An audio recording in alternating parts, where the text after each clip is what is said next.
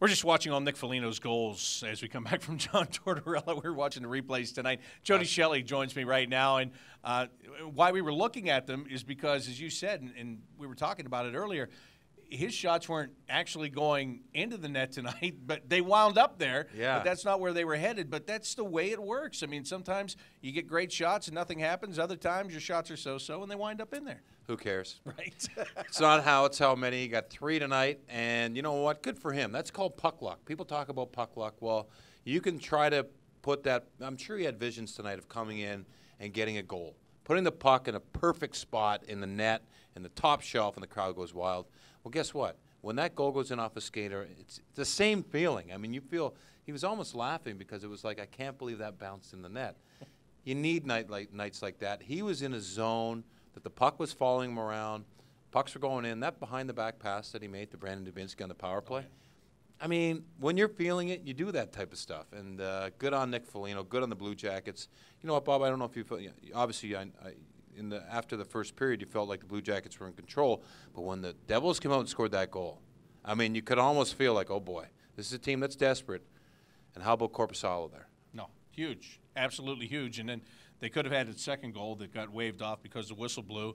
And when I asked Jonas about that a couple of minutes ago, he broke into a big smile. Oh, did he? I said, well, they got another one, but it didn't count. And he broke into a big smile. But, you know, he just takes it as it goes. And if it means he's got to bend over backwards and make a whole flurry of saves, that's what he does. If he has to sit back there and let the team have a 5-goal lead and he's not very busy, that's what he's going to do. He didn't get that opportunity until tonight for the first time here. But that's just him, right? He just takes it all in stride. Yeah, he just let in one goal. I mean, that's what he did tonight. He did a great job for his team, and his team rewarded him with a bunch of goals. And I think for a goaltender, that's the reward. That's the payoff.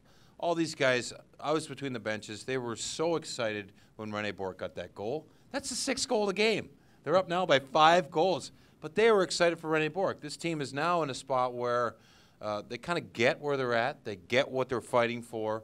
And when they get rewarded with a bunch of goals and an effort from everybody, it's just a really good feeling. I'm sure it was in the room. You went in the room after. I saw that, and that's what this is all about. And these guys tonight, we talked this morning with John Tortorella about the 4th line and needing them to play better, and they've been battling the puck in their own end. And Rene Bourque admitted it this morning. He said, hey, if we can't play in our own defensive zone, we can't expect him to trust us to give us matchups against the top lines.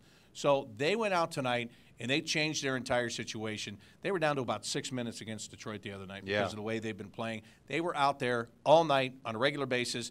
And in the 4th period, I was thinking about you because as a former 4th-line guy, you don't get much power play time. No. But Torch threw them out in the power play there. Yeah, I know. And it's one thing when you get out there and you're never out there. You just want to get set up and at least have an attempt at net. But they couldn't get set up. It didn't happen, but they worked hard. They got some big smiles out of it. Boy, and the way the Blue Jackets play tonight, you're thinking, why aren't these guys in the race? I mean, they're better than a lot of teams are playing right now, and it's just when you see a game like this with the goaltending, the effort, and the reward, it makes you drive home and think, why aren't they in that mix? I agree, but the nagging question is going to be, is this again that comfort zone where there's not pressure because you're not in a playoff race right now? That's a bit of reality, honestly. Some of the plays you make and some of the bounces you create because you're a little looser. But there's parts of this season that I think, when you go back to the beginning of it, and we talked about last night on our radio show, you get overwhelmed when you don't have the experience. You get overwhelmed with the season, and all that they've learned to this point, it's not going to happen next year because they've now went through it. They've got to remember where they're at right now and really approach next season and the end of this season with that attitude. I mean, this is great. This is fun. They're having fun. This is what they've got to remember. Yeah, and if you're thinking to yourself right now, well, shouldn't that have happened last year, the way they finished and carry into this year?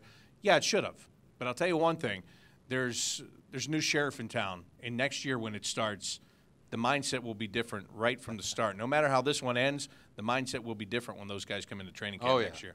Oh, yeah, they're already dreading training camp. Yeah, and it's already planned out, too, so I hear. Yeah, so good to go. But the big test for the Blue Jackets coming next. Now, this is a New Jersey team that was a point out of the playoffs, and I know they're missing a couple of guys and all of that stuff, but there will be a huge test here on Saturday afternoon against the Florida Panthers because this team, I don't even think it's fair to say they've overperformed because they played well last year and didn't make the playoffs. But, I mean, they've got a good group. They've got the good mix of youth and veterans, and they have been hot all season long, and that'll be a big game for the Blue Jackets Saturday afternoon. Yeah, and it's a circus because Jaromir Jagr's on the team, and he's breaking records every shot he takes on net. So it'll be a fun afternoon. It always is when you have an afternoon game at Nationwide Arena.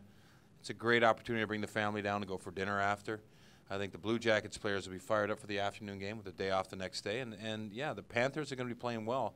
But, you know, I don't think they'll take the Blue Jackets lightly. I mean, that's the message that Coach Gallant has got to give his guys is, hey, this team is going to keep coming at you ready to battle. And I think that's where the Blue Jackets are at. And that's the conversations we were having with teams post-game last year was how hard the Blue Jackets were playing. Are you going to have Jaromir Jagr over for dinner? He's a former teammate of yours. Yeah, we're going to have a little schnitzel. I don't know, whatever he wants. No, we're not having him over for dinner. No. Hot dogs and hamburgers. Are you going to come to the ice house at 10 o'clock at night and skate to get ready for the next day? He He's good for that, skating, right? Yeah. Yeah. So we won't give him the key. All right. Well, enjoy your schnitzel, and we'll see you on Saturday. Oh, that'll do it, thankfully. That'll do it for our portion of the Tim Hortons postgame show. For Jody Shelley, I'm Bob McElligott. So long. Milan Jordan continues next on the Scioto Downs Columbus Blue Jackets Radio Network.